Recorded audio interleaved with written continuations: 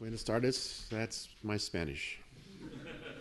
I appreciate that you'll listen to me in English, and I'll try to be as clear as I can. This is a paper based on some work, or a presentation based on some work I've done with Stephen Rodbury, who's at the University of Oxford, but it's also based on the Violence and Social Order books that you just heard about with Doug North and Barry Weingast. It's about sort of the nature of long-term economic performance, but instead of talking about why countries grow faster or slower, I'm going to talk about how over the long term, what causes economic growth is not an increase in the rate at which economies grow, particularly an increase in the rate of growing, but a reduction in the rate at which economies shrink and the frequency with which they shrink. And so it turns out to be a very simple arithmetic problem. There's no high-tech computers, major theoretical breakthroughs. You just add up the numbers and you see it's the reduction in shrinking that begins to cause modern economic growth and development. If that's the case, and we've invested so much intellectual resources in understanding growth and very little to understanding shrinking, then we may not actually understand how to get economies to grow or societies to grow and develop. So the first part of the talk will just be about the numbers and what we can learn from the long-term historical record, going back as far as 1300, some of Leandro's numbers and Steve's numbers. And then in the second part, I'll talk about the causes of the reduction in shrinking. Why is it that when development starts, shrinking goes down?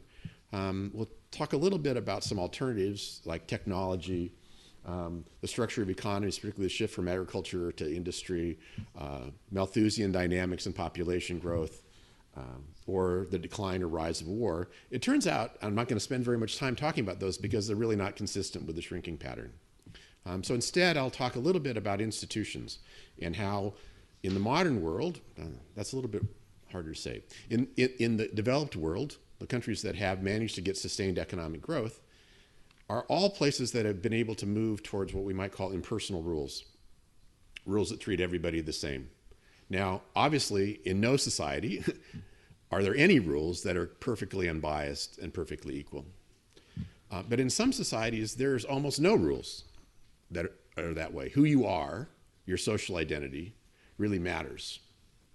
And that was in part what we discussed in the Violence and Social Order book, why in some societies identity matters so much that you need to have personal relationships with people, you need to know who they are, and how that enables societies to control violence. It's building up relationships between people. I'll talk a little bit about that tomorrow. And when you see that, if you have a society in which social relationships depend upon who you know and their personal identity, it's impossible to have rules that treat everybody the same. Because I don't know who you are, I'm not going to treat you the same, as if it's just hello citizen. Of course, there's hello comrade. That may not have worked out so well in some cases, but the idea of treating everyone the same has a dramatic effect on the dynamics of society. So in the first part, I'll talk about shrinking, and in the second part, I'll talk about dynamics. I'll talk about how societies perform through time. So this is very simple. When I talk about economic performance, I'll talk about the growth rate in per capita income over a long period of time, 40 or 50 years. When I talk about the growing rate, that will be the average rate of growth in the economy when the economy is growing, and the shrinking rate being the average rate of shrinking in the economy when the economy is shrinking. And then the growing frequency is the share of years in which the economy grows. The shrinking frequency is the share of years in which the economy shrinks. So the shrinking frequency is 1 minus the growing frequency. So this isn't very complicated. And it's possible to write a function which says the long-term rate of economic performance, G, is just a weighted average of the shrinking rates and the growing rates weighted by the frequency of the two. So if you shrink more often, you grow less. If you grow more often, you grow more. And then you can break this down into the contributions of growing, which is 1 minus the shrinking rate times the growing rate. That's the growing rate times the growing frequency. or the shrinking contributions, which is the shrinking frequency times the shrinking rate. Okay? And it's an identity. There's nothing fancy about it. We just want to know how much of the performance of the economy over time is caused by growing and how much is caused by shrinking. If we think about per capita income, prior to 1800 or so, growing and shrinking pretty much had to balance each other out because there was very little long-run economic growth in economies. But since 1800, rates of economic growth have taken off in some countries. And when I mean taking off, I don't mean 10% like in China. I mean 1.5%. So the United States has grown at 1.5% per year in per capita income since about 1840. And that's how we became extremely wealthy, by growing very slowly but steadily. So what I'm going to talk about here will give you a sort of quantitative basis for that intuition that slow, steady growth is the route to getting rich, not growing rapidly for a short period of time and then shrinking. So I'm going to talk about 3 data sets here. This is from the Penn World Tables. That covers countries from 1950 to 2011. There'll be another version out in a few years that'll cover a few more years. We have data on 141 countries that all have been in the Penn World Tables since at least 1970. So there's a few early entrants. And what the table shows is the contribution of growing, that is the growing rate times the shrinking, times the growing frequency in the first column, the contribution of shrinking, which is the shrinking frequency times the shrinking rate in the second column. And so those are the numbers you really want to look at. If you think, well, the rich countries, and the countries are sorted by income, the top column is over $20,000 per year, that's in 2005 dollars. And then on down, 10 to 20, 5 to 10, 2 to 5, less than 2. You can see that there's no real relationship between the contribution of growth and your level of income. In fact, to a certain extent, the slowest growing group in the table is the poorest people, but the next slowest group is the over 20,000. It's the richest group. So, and there's just not much relationship there between how rich you are and how much growing contributes to your growth. The key, however, is in the second column.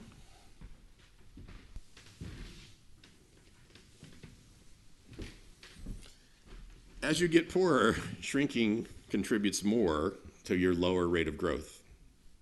In the third column, that's the net rate of change in per capita income over the Penn World Table, so 1950, 1960, 1970 to 2011, over that at least 50-year period or 49-year period. How much did you grow? As you can see in the table, the net rate of change, net rate of growth for the first 3 groups is about similar, which means that incomes in the world are getting farther apart. Because if you have $40,000 a year per capita income and you grow at 2%, your income goes up by 5 times more than if you have $4,000 a year and your income goes up by 2%. And then at the very bottom, it starts to get small, and it's getting small because of shrinking.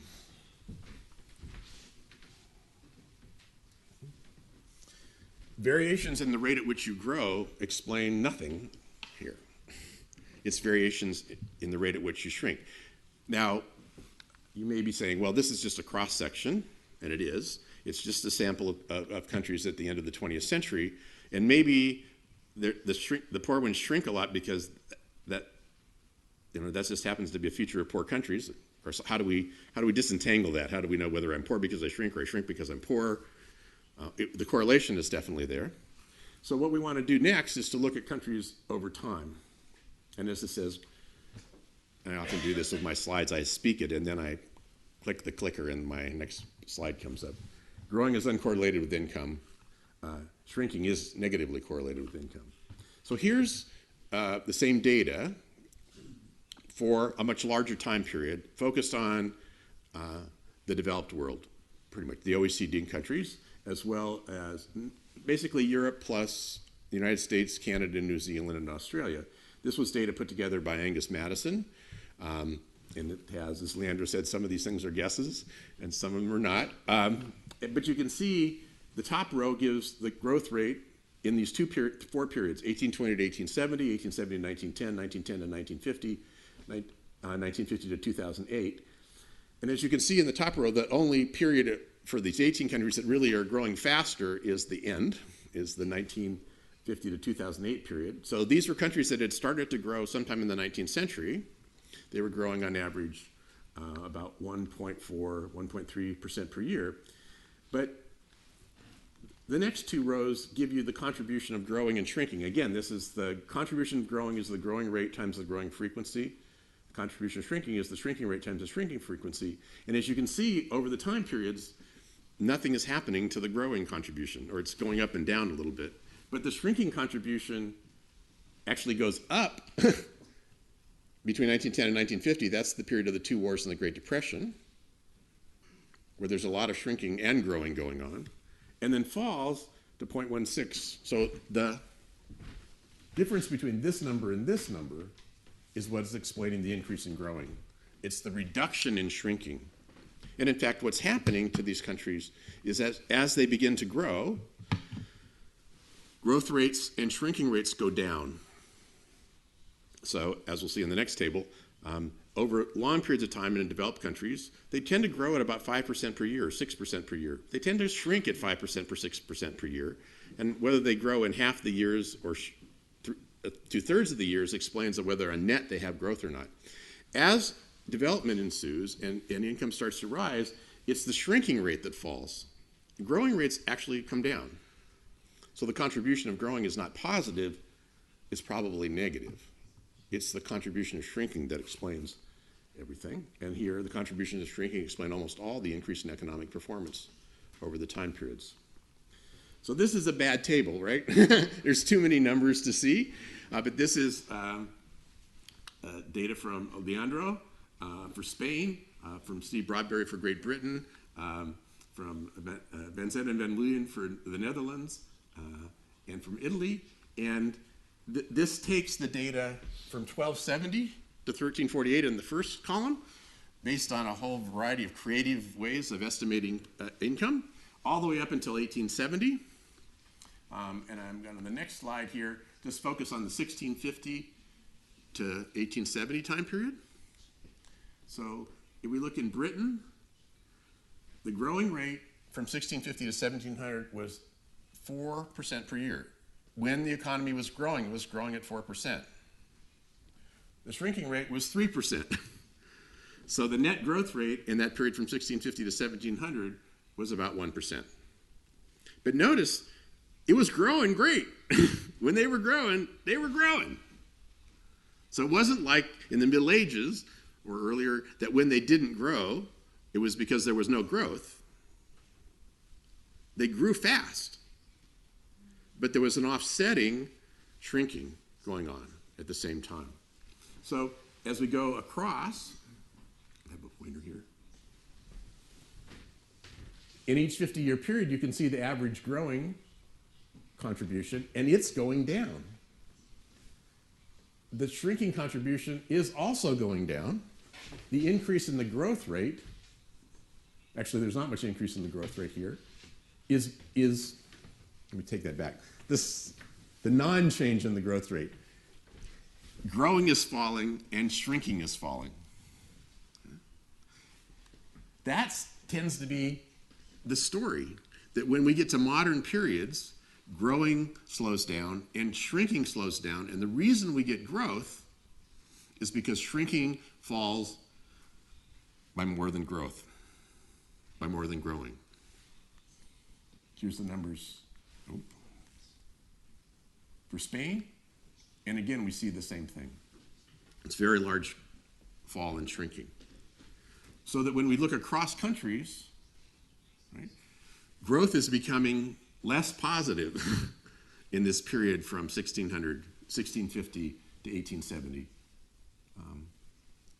And so as countries grow more slowly, what leads them not to shrink is the fact that shrinking is going down even faster. So we go back to this one, and we look here. This period of World War II and the Great Depression has the most rapid shrinking and the most rapid growing. And in fact, if you track the numbers, what you see is periods in history where there's high growth rates are typically periods where there's high shrink rates. The two are related to one another. I'll talk a little bit more about why that is in a few minutes. But as we get to the beginning of the modern period, and we start to get growth, what happens isn't that the growth rates go up, they typically go down by a little bit, and it's the shrinking rates that really fall. Okay, so growing and shrinking rates have been high and variable through most of history. They remain high and variable in less developed countries today. Less developed countries typically grow at 5 or 6% when they grow, and they shrink at 5 or 6% when they shrink. The middle income countries have done so a little bit by reducing their shrinking rate, largely by reducing their shrinking frequency. They shrink in less years. The countries at the bottom of the income distribution grow about as fast as they shrink, and they shrink about as often as they grow, which is why they have per capita incomes that are so low. Improving long-run economic performance over time, then, this long-run performance has not been because of an increase in the growing rates. It's because of a decrease in the shrinking rates and the shrinking frequencies. And in fact, long-run economic performance has typically been produced by declines in short-run economic performance. The short-run growing rates have gone down rather than going up. Does anybody have any questions about these numbers? Yep. Yeah, just a clarification. If we say it can sustain growth, will that help? Yeah. So this is definitely sustained growth. Yeah. The question is whether sustained growth is made up of rising growing rates okay, and the evidence for that is clearly no.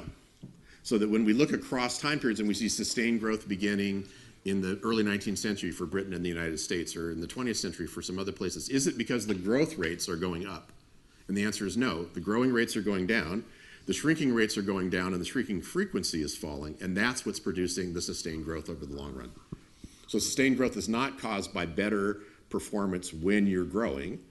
It's caused by a reduction in the frequency at which you shrink. Okay? Now, if you, yep. Was that a question? Oh, no, okay. So if you, I don't know, I have a PhD in economics. If you go to graduate school, you don't hear any about this. All you hear is about growth rates. You have models which have per capita income as a function of land, labor, capital, some inputs, and then they grow. And so its growth gets better or worse, but it very rarely is a negative thing. But when you actually look at the numbers, you see all this shrinking. What happens in the developed world is the percentage of years in which you shrink go way down. The rate at which you shrink slows way down, and that's what's propelling the long-term economic growth.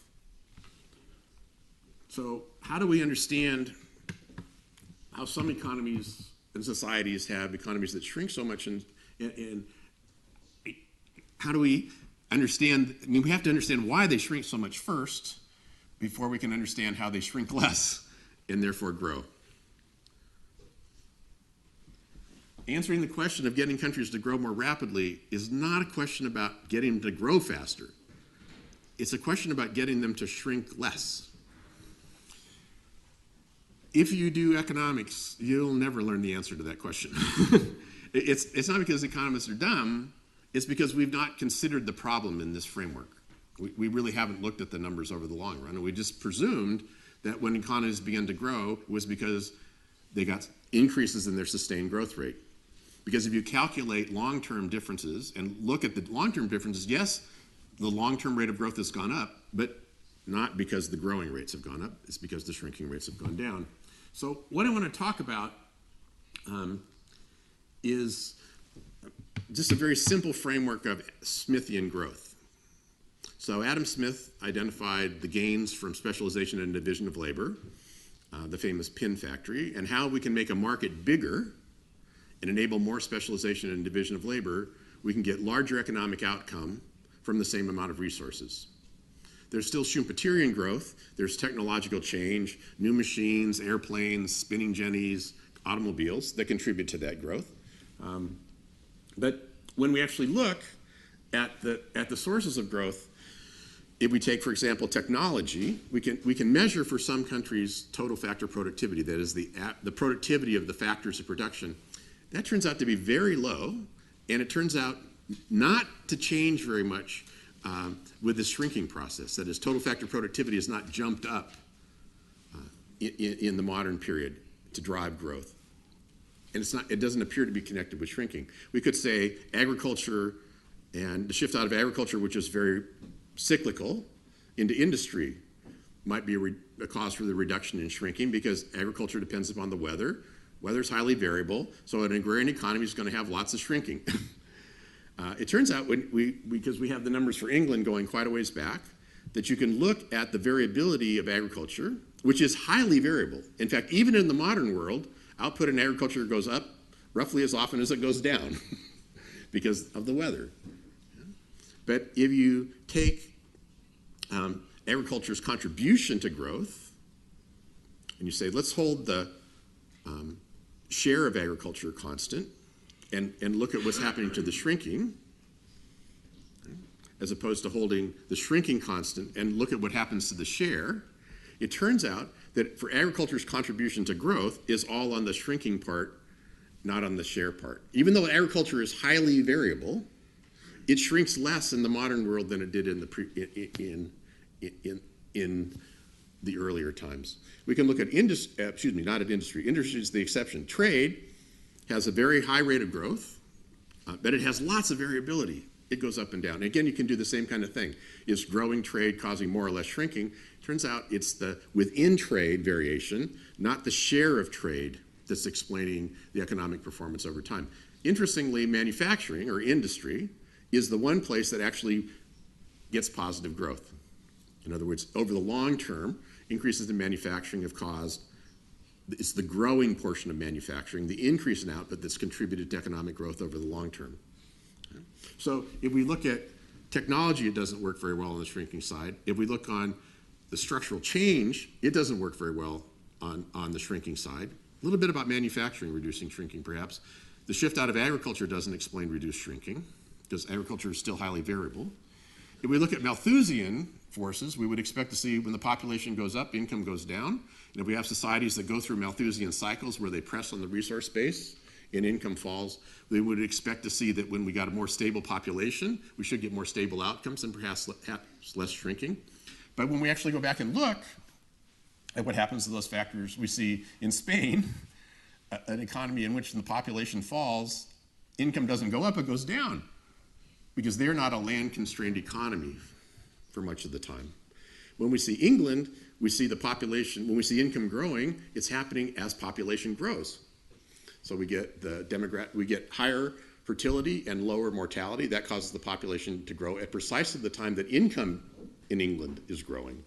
And in fact, when the demographic transition hits in and fertility starts going down, that's when the economy slows down. So the Malthusian cycle driving income fluctuations would tend to say when population goes up, income should go down. When population goes down, income should go up. But when you look in the record, that's not what you see. It is true you see Malthusian cycles, and you do see relationships like the Black Death causes income to rise. But the long-run pattern of growth we can see from Spain, Italy, the Netherlands, and Britain, Malthusian factors are not dominant. In fact, modern economic growth is being caused by breaking out of the Malthusian cycle. And the same thing we get when we look at war. Yes, sometimes there's more wars and sometimes there's fewer wars. Wars tend to be very disruptive, as we saw for the period from 1910 to 1950. But again, there's no systematic gain there. It's not like you have a war, you kill lots of people, income goes up. When you have a war and you kill lots of people, actually income goes down. War causes both more growing and more shrinking. So that if you get a period, for example, you take Germany in the 1920s and 30s, they have significant negative growth experience, and then they catch up. So my friend Mansur Olson talked about the rise and decline of nations, and he talked about how Germany and Japan were growing rapidly in the 1950s and 60s. That's partly because they were really poor in the 1930s and 1940s, and they had a lot of wartime destruction. So that their war tends not to, it contributes to variation, certainly, but it tends not to explain this differential pattern of shrinking and growing. It causes both. It doesn't cause growing to be bigger or shrinking to be bigger. It causes them both to be about the same. So there's not a persistent pattern there. So what might we be able to do? Well, In a Smithian world in which you have the size of the economy growing, and I'm going to take out technology and war and Malthusian and just talk about what would happen if we have an economy of a given size and look at how well it's connected. And we have elites. Elites could be the king's children, or it could be the aristocrats, or it could just be people who are talented and able and rise up through the system. So they start out poor, they end up rich. They have more control over resources.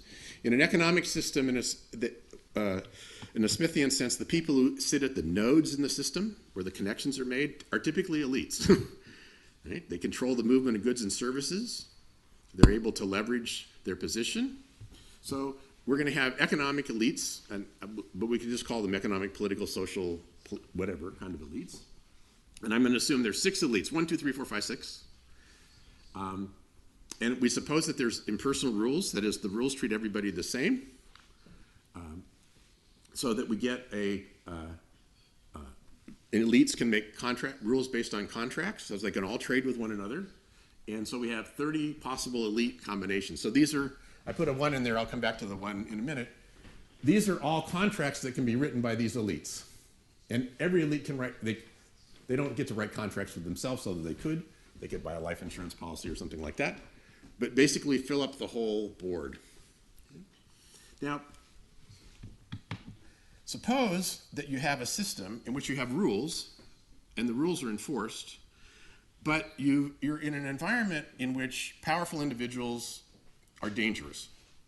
So you want to create a situation, Leandro and I are both the elites, so what do we do to promise not to fight, to promise to maintain our agreements? So what we said in Violence and Social Orders is, cut the world down the middle. Everybody on this half belongs to me, everybody on that half belongs to Leandro. Now, Leandro and I make a promise not to fight. If I fight, what happens to the productivity of all my people? It goes down. Who bears the cost of that? Me, since I own you, right? In a simple kind of way. So Leandro can see that I have an incentive not to fight because we've constructed property rights in the people and the land and the buildings around us so that if I fight, I'm going to pay a cost. Now, this is not a perfect arrangement, okay, but it can provide stability in a world in which there's all this shrinking going on all the time.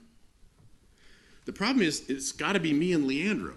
We can't just pick somebody at random. We have to have an ongoing relationship in order to make this work. So in that kind of society, we can have rules. In fact, we could appoint some of you judges and some of you priests to be involved in the system, but how that rule is written and how that rule is enforced will depend upon your identity. So some people will get privileges.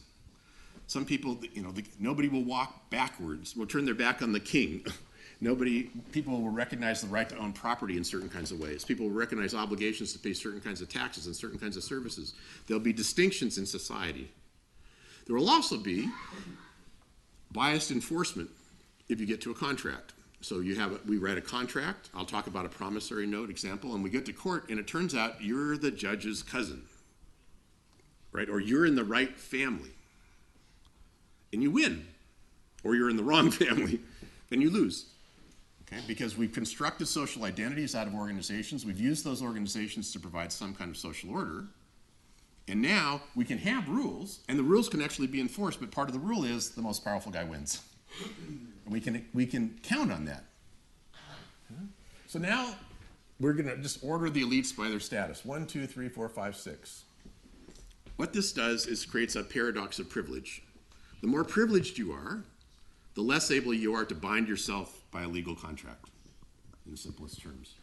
So let's think about a promissory note. In a very common problem in economics is what's called the theory of the firm. So again, Leandro and I want to be business partners, and we both put in money, we both work at the firm, but I do something that's really hard to observe, and Leandro does something that's really easy to observe. So Leandro's he's worried about whether I'm working hard or not. I mean, I come to work, but it looks like I'm just sitting there. I'm an academic. It looks just like I'm sitting there, and he doesn't know whether I'm working hard or not.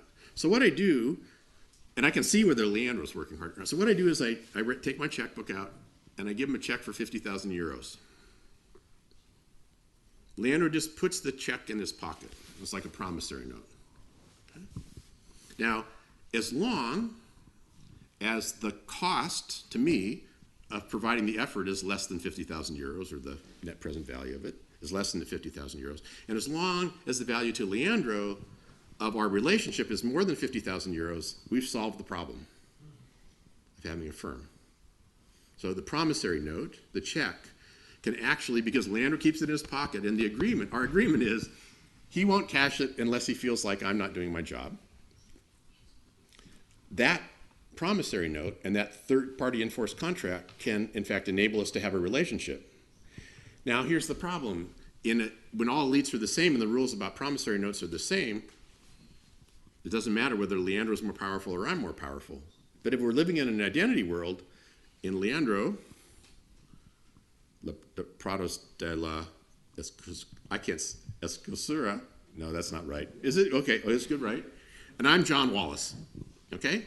I don't know what the ends of those things mean, but I think maybe when I go to court, that'll matter. So if Leandro is more powerful than I am, if I take a check from Leandro, I can't get it enforced. And I'm only going to use the check if our relationship is broken down. Leandro can take a check from me and know that he can get it enforced. Now, since I know I can't take Leandro to court and get the note enforced, I won't even take the note to start with. And what will happen is the number of agreements between elites that can be reached now that we have the elites ordered and enforcement is based on ordering looks like this. So even though we have a rule that's enforced, but it's enforced in an identity-based way, we've got half the number of exchanges that we had in the impersonal rule economy. The more powerful elite can't use the promissory note to solve the contracting problem because he can't credibly commit to honor the promissory note if the relationship breaks down. The less powerful elite can use the promissory note to solve the contracting problem. So it wouldn't be, in a society with identity rules, we would expect to see exchanges and we would expect to see contracts, but we wouldn't expect to see all the possible contracts. And so the level of income in the identity world would be lower because only half the potential exchanges could be reached and be supported.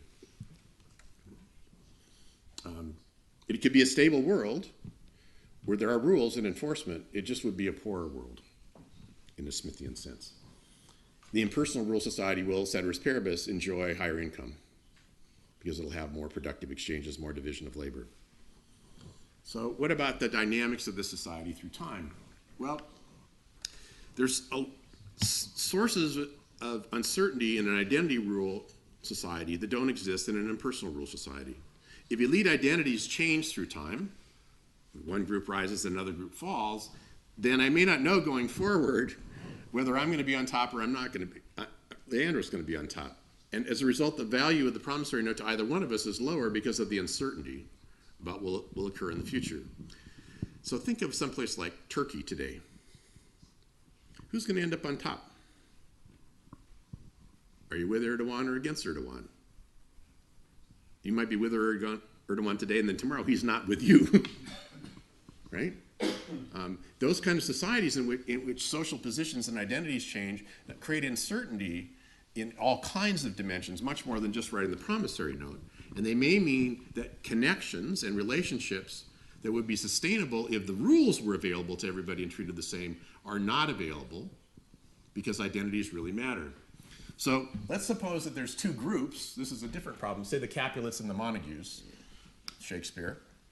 And they trade with each other, but they're also distinct patron-client networks.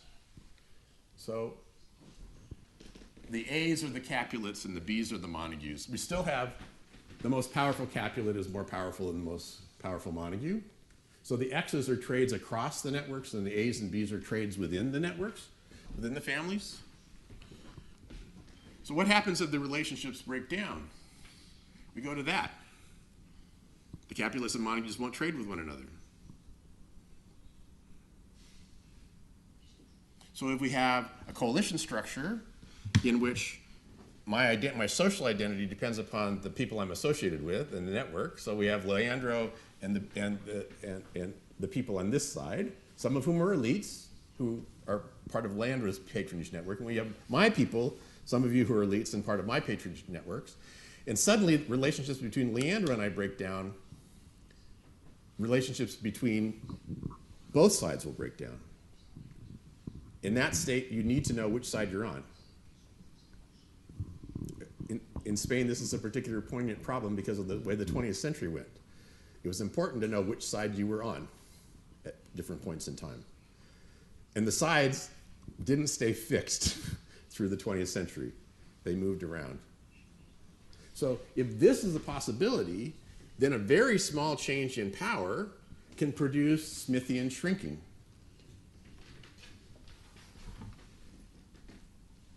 Oops, I didn't mean to do that. So we think about, so this is the world with no ability to make elite connections. As we move in this direction, the economies shrink. As we move in this direction, economies grow. And they can shrink and grow with a lot of flexibility. There's no ballistics to this. There's no path of a growth path that an economy is on that it will follow if everything stays constant. Because if you're in a world where identity rules really matter, this is what Doug North and Barry Weingast and I would call a natural state, where the source of social order is not laws and rules that treat people the same, it's personal relationships between organizations. In Madrid, in 1500, you didn't know everybody who lived in Madrid, but you knew some people were connected to one group and some people were connected to another group. And there were some people you didn't cross, even though you didn't know them personally, you knew who they were. They were an identity-based society. In those societies, when the value of social identities change, things suddenly go up in the air, and those places shrink. It could be a civil war, that's the worst outcome. It just could be some uncertainty about who's going to be on top next week, or what's shifting. In that kind of world, there's going to be a lot of catch-up. Because as you go from this to this to this, the economy will become more productive. It won't be more productive because you have land and labor. It will be more productive because you have more connections and more stable relationships. I grew up in the United States, and it's just really hard for me to imagine living in a place like Syria. It's just really hard because I've never lived in a place where I've remotely feared for my physical security unless I went in the wrong neighborhood, and I knew what the neighborhoods were, so I didn't do it. I never worried that the society around me was going to break down and people were going to start killing each other. Now, obviously, I've told this is a very simple story of writing a promissory note, but there's all kinds of relationships in society in which if I need to know who you are, I'm just not going to deal with you if I don't know who you are. It may be that I just need to know what family you're from, or from what region you're from,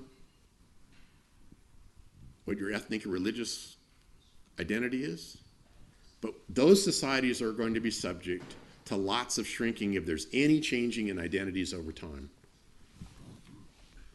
Impersonal rule societies do not eliminate shocks. They do not eliminate bad outcomes. They do not eliminate harvest failures. They do not eliminate financial breakdowns. They do not eliminate the 2008 mortgage-backed security crisis in the United States. So there's nothing about impersonal rule societies that makes them more stable in terms of fewer shocks. What makes them more stable is that when there are shocks, oops, I did it again, didn't I? There we go.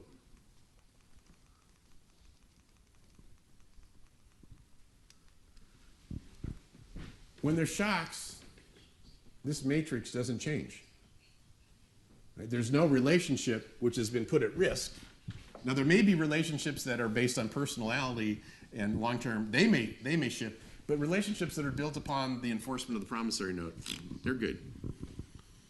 So in 2008, as a result of the crisis, Goldman Sachs got sued for something like $300 million because they had taken mortgage-backed securities from somebody they knew the securities weren't good. And then later on, they got sued for not admitting it or for not telling their customers what was going on. And if you think about what Goldman Sachs said when they were being prosecuted, could Goldman Sachs ever say, we refuse to honor our obligations on a mortgage-backed security? So you remember what they are. People get mortgages, and Goldman Sachs takes 1,000 mortgages and puts it in a bundle.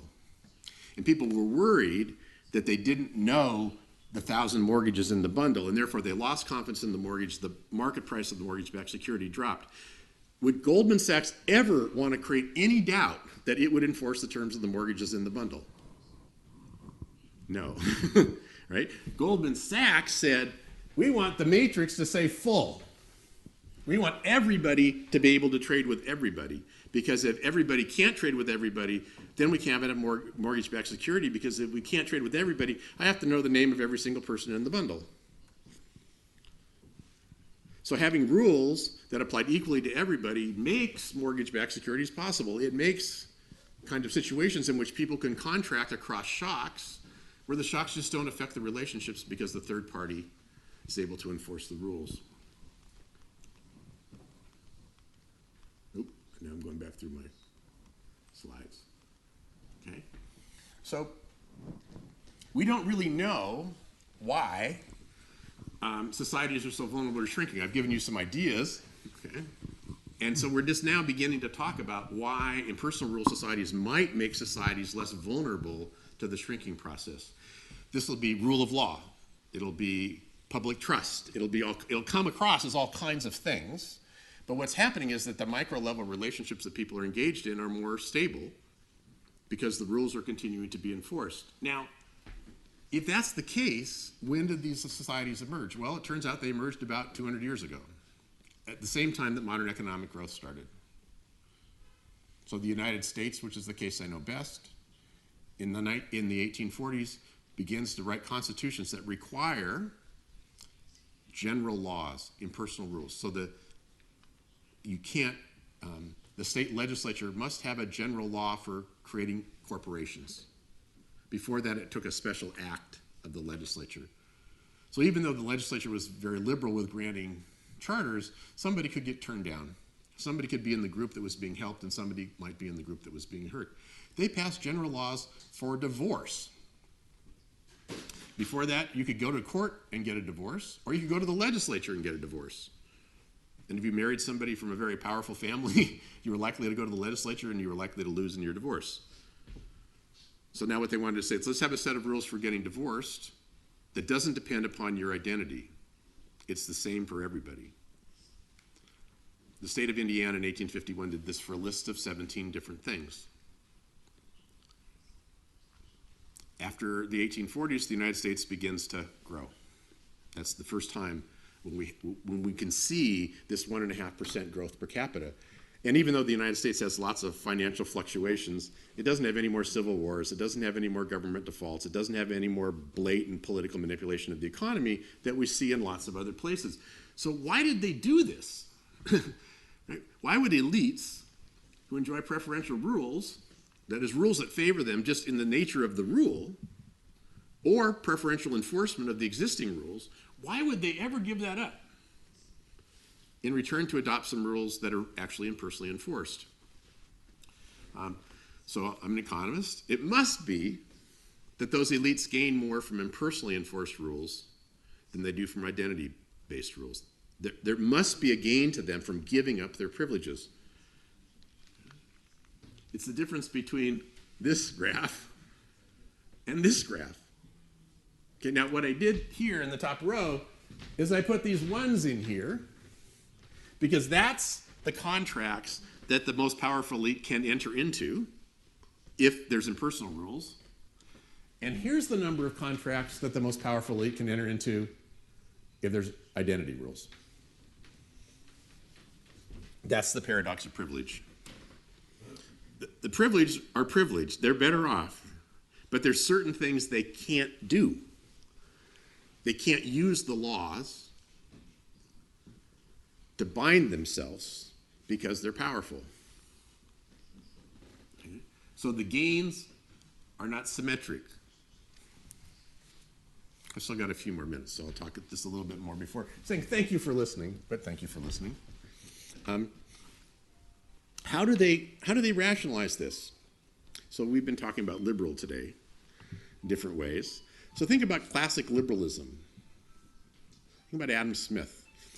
The Wealth of Nations is written in 1776, and people in Europe say, this guy's a Francophile. He wants to help poor people, all this kind of stuff. And it's not the kind of modern interpretation of Adam Smith we give, which is for markets and property rights and keeping government small.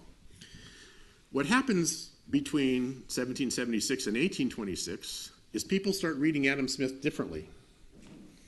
And elites in Britain who were worried about, and Europe, were worried about what Adam Smith was saying in 1776, now read Adam Smith as saying, we need to have rules that treat everybody the same. We need to have governments that don't create privileged corporations. We need to have governments that don't single out privileges for one group or another as a way to provide for political stability.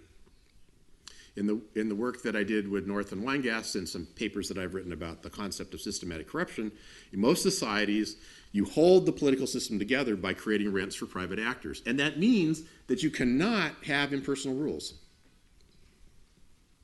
because you've got to know who you're dealing with. At the beginning of the 19th century, the people who started reading Adam Smith saying we need to have a government that treats everybody the same, it wasn't the people storming the Bastille, right? It was people who wanted to trade more. It's people who wanted commerce and development.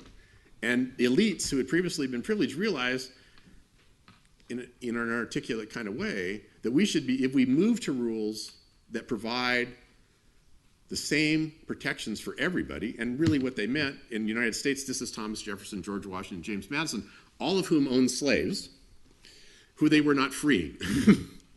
So when they said impersonal rules, they didn't really mean impersonal rules for everybody. They meant impersonal rules for elites. They meant we got to get rid of those numbers, and we have to have rules that treat all elites the same. Now, that doesn't sound like modern progressivism, okay? Because the elites were privileged, but the elites were saying we need to change our privileges so that one group of elites is not more privileged than another. Is there a way to create equality?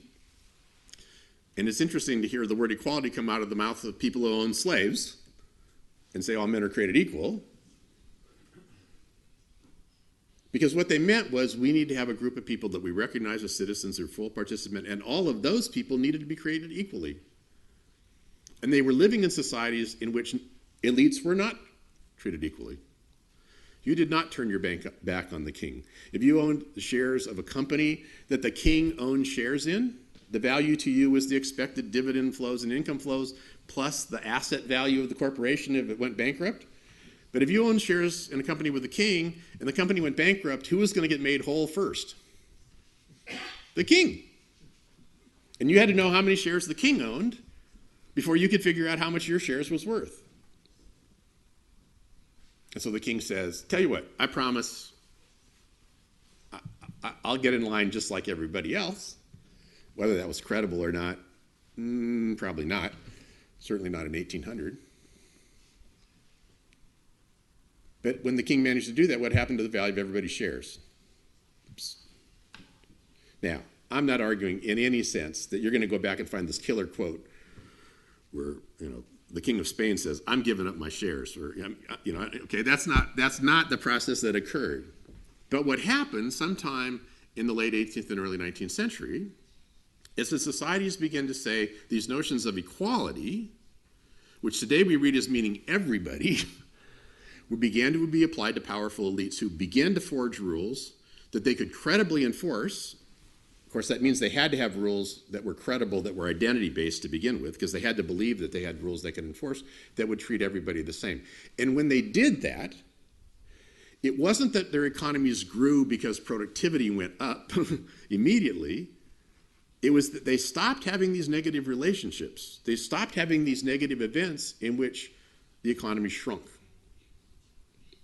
They managed to stabilize relationships between parts of the economy and people in the economy in such a way that a vibrant commercial society, it was not insulated from shocks by any sense, but it was insulated from politics and social identity in a particular kind of way. Now we can look back and think about this as the separation of economics and politics, and that's very classically liberal, right? That the government should not be manipulating the economy. And I agree with that.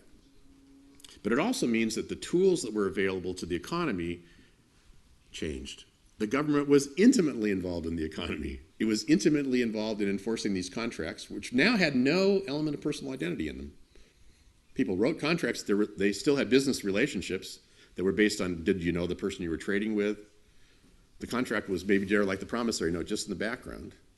But having impersonal rules in the background meant that the whole society was more stable and worked better and stopped shrinking and started growing. Thank you.